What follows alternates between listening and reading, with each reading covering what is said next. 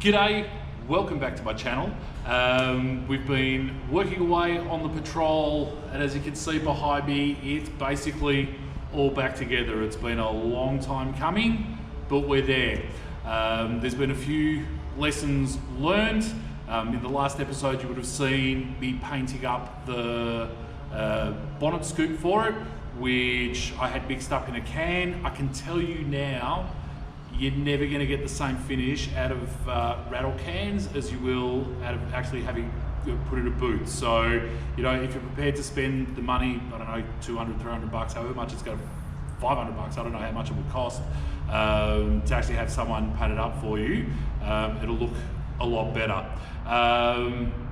We fitted up all the gauges. So really today, it's more a case of just showing you around the vehicle. I mean, you've seen plenty under the bonnet, but what I want to do now, I'm going to get the apprentice to jump in the truck with me and we'll take it for a bit of a drive. So let's go.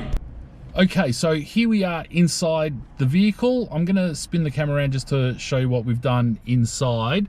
You can see here there should be a whole bunch of extra gauges. We've got EGT, or exhaust gas temperature, and turbo pressure.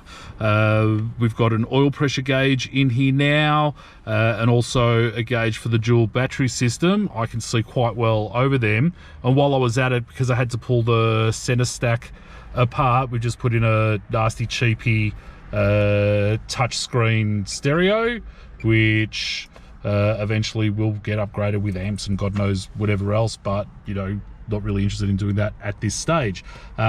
That's the view you get over your bonnet scoop.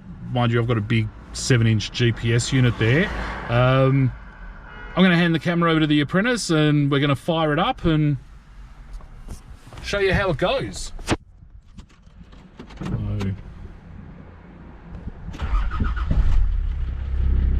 there you go. Idles nice and smoothly. I'm just going to bring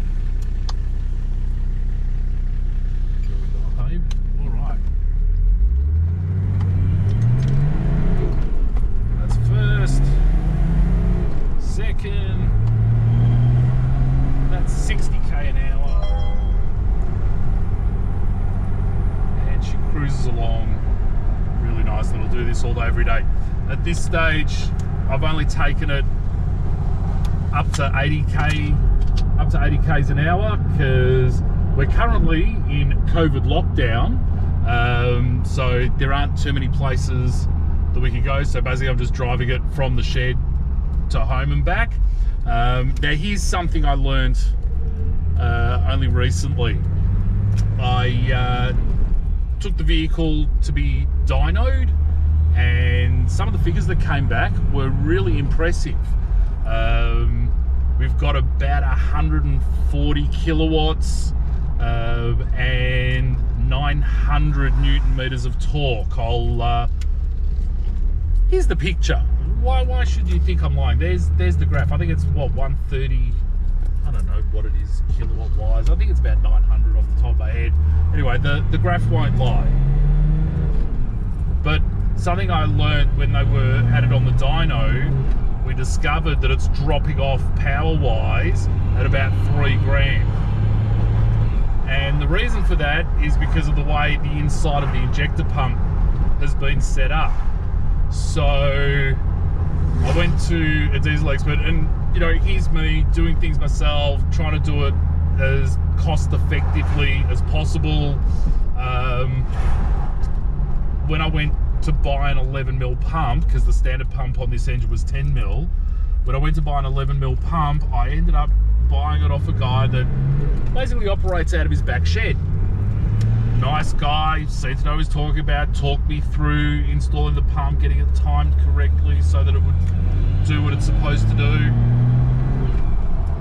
I left it at that, but you know, the pump sat sitting on a shelf for near enough to 12 months before I pulled my finger out and started actually doing the work on this truck. I'm going to be told today that it was going to cost me anywhere between $2,000 and $3,000. Surely you can't be serious. I am serious. And don't call me Shirley. to have the pump disassemble, work out why it's actually doing that. The guy was talking about spring pressures and governor arms and God knows whatever else. So I can tell you, I have not saved a penny. The biggest issue would be, as they've all explained to me, is that under normal driving conditions like this, not a problem. But if you're under a lot of load, so if you were loaded up for a trip and we had the camper trailer on the back as well, it'd just run unbelievably hot because the fuel is leaning out right in the top end. So that's something that I'm going to have to look at. At the moment we're in lockdown, we're not going anywhere. It sounds like it's going to be for a few months at least. So I'm sort of going to leave that. You know, similarly, I want to put a lift kit in this and put bigger tyres on it. What's the point if you can't go anywhere? So that's basically where I'm at with this truck. I'll do a few other little things over time, you know, put a roof rack on it and put a cargo barrier in it and all those sorts of things. But basically, I'm going to move on to another project. If you haven't already, hit the subscribe button and the notification bell, and that way you'll be able to keep track of what I'm getting up to. Feel free, leave a comment if you like what I'm doing, if you don't like what I'm doing, why you don't like what I'm doing, what you'd like to see more of.